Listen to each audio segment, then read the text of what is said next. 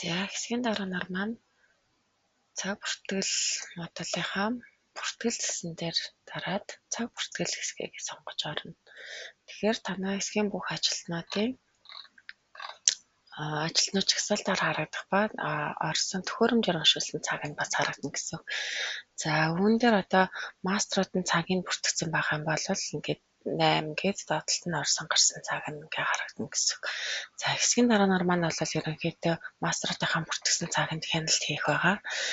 Мөн тухайн одоо ажилтан график сольж ажилласан бол графикийг шилжүүлж өгөх ёстой байгаа. Хэсгийн дарганаар болон цаг бүртгэгч нар график шилжүүлэх хэрэгтэй байгаа. За тэгэхээр тухайн график шилжүүлж байгаа ажилтныхаа өмнө чиглээд цаг бүртгийг товчиг дарна.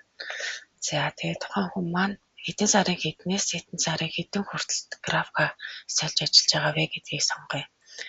За 8 сарын 12-наас 8 сарын 19-ний хүртэл төлөвлөгөөт цагаа бол маструуд нь оруулчихж байгаа. За график сольж ажиллах гэдэг дээр график гэдгийг сонгоод за хэддгээр графикаар ажилласан юм бэ гэдгийг сонгож өгнө. За 2 дугаар графикаар ажилласан. За тэгээд тухайн графикийнхаа аль ээлжнээс ажилласан бэ гэдгийг сонгоод хадгалах товчийг дарна гэсэн. За тэгээ харахаар тухайн хүн маань 12-наас 19-ний хүртэл 7 дугаар 7 цаг тайвуулж ажилласан байна гэдг нь харагдаж байгаа. За тухайн хүнийхээ нэрэн дээр дарахлаар тухайн хүний маань яг үндсэн ажлын цагийн график ажиллах борим нь харагдаад орсон гарсан төхөөрөмжөнд уншуулсан цаг болон бодит цаг маань бас ингэж харагдах нэ. За тэгэхээр графикийг солилцохлоор тухайн хүний ажилтан дээр маань яаж харагдах вэ гэхлээр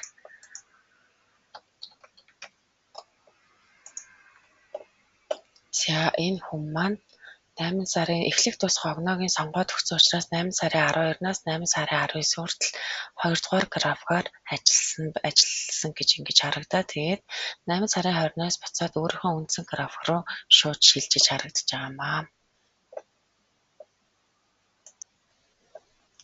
За үүнээр мөн нэмээд хэлэхэд тухайн хүн маань ээлжийн амралттай болон ямар нэгэн чөлөөтэй хүүхэд тасрах чөлөөтэй урт хугацааны чөлөөтэй байгаа тухайн хүсэлтэд ERP системээр эндээсээ явуулчихсан бол цаг бүртгэлэн шууд автоматар орж байгаа учраас тухайн дээр одоо бүртгэл цагийн бүртгэхдээ энэ ажиллаагүй цагийн шалтгаан нь бол цаанаасаа шууд тавигдсан байна гэсэн үг. Тэгэхээр таад маань ажиллаагүй цагийн шалтгааныг нь хядахад болчихж байгаа.